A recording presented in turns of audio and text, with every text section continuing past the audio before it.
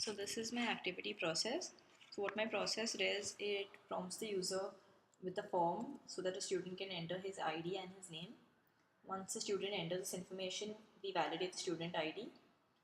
In case the student has entered an ID that is 0 or less than 0, then that information is invalid and it will throw an error.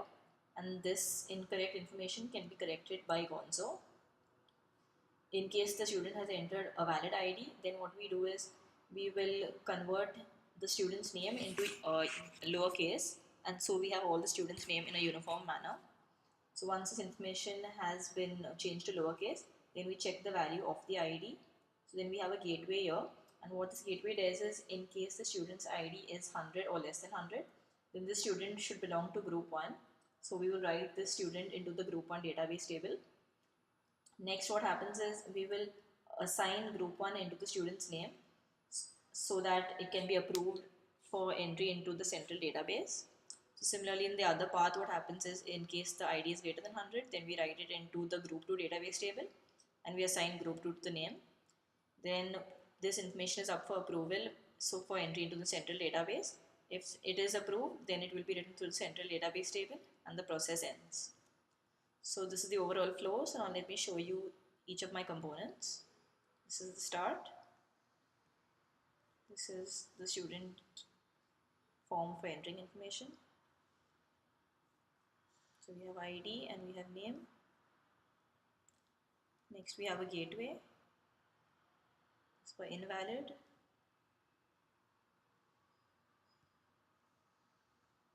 This is for correcting the incorrect data. So Gonzo have been given permission there.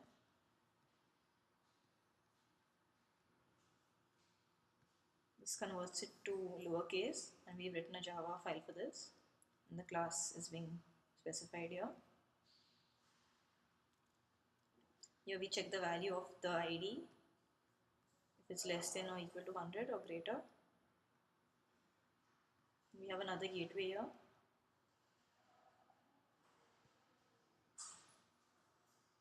So writing into group 1 database table, so we specify the class here.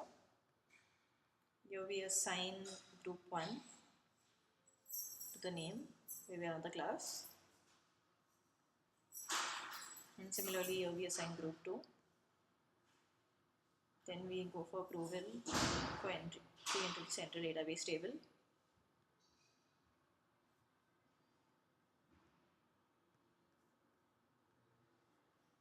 And then it is finally written to the central database table. That's the class, and the process ends.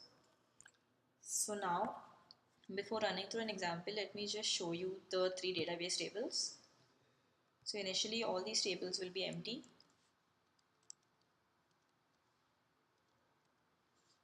So we have the central database table, the group 1 table, and the group 2 table.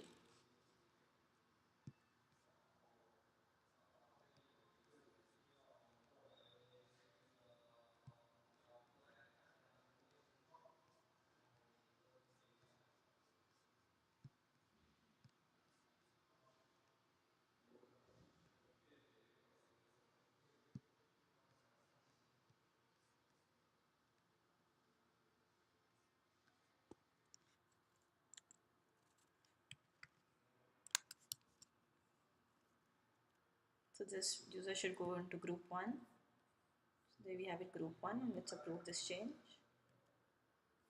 That has been approved. This will reflect in the group 1 table. There we have it, Mona has been inserted. Let's try it again for a group 2 user.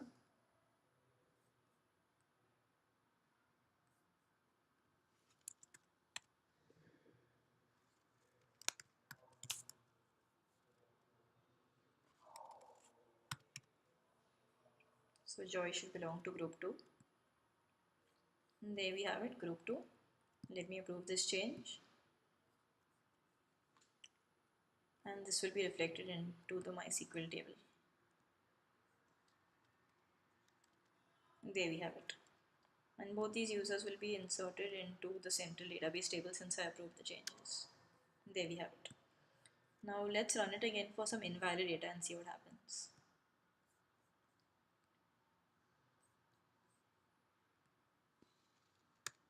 So we insert a negative number as the ID, and this will throw an error. So since the data was invalid, now Gonzo has the opportunity to correct this data. So let's sign in as Gonzo.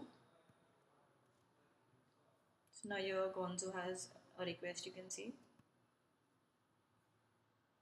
So I'm going to correct this information and make it 7, so it's not a negative number, and I'll complete this task. So Gonzo has corrected the incorrect information. So now you'll be able to see that the user has been inserted into the respective table. So that was group 1. So there we have it. But when you look at the central database table, we can see that the user has not yet been inserted. And this is because the request has not been approved, and this approval has to be done by commit. So let's go back to the commit section.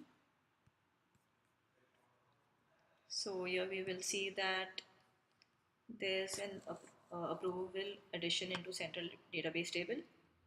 So let's go there, and there we see the same information, and I'm going to approve this.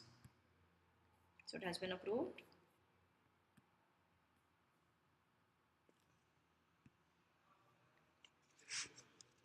And now we'll have a look at the table, and we can see that all 3 entries are now present.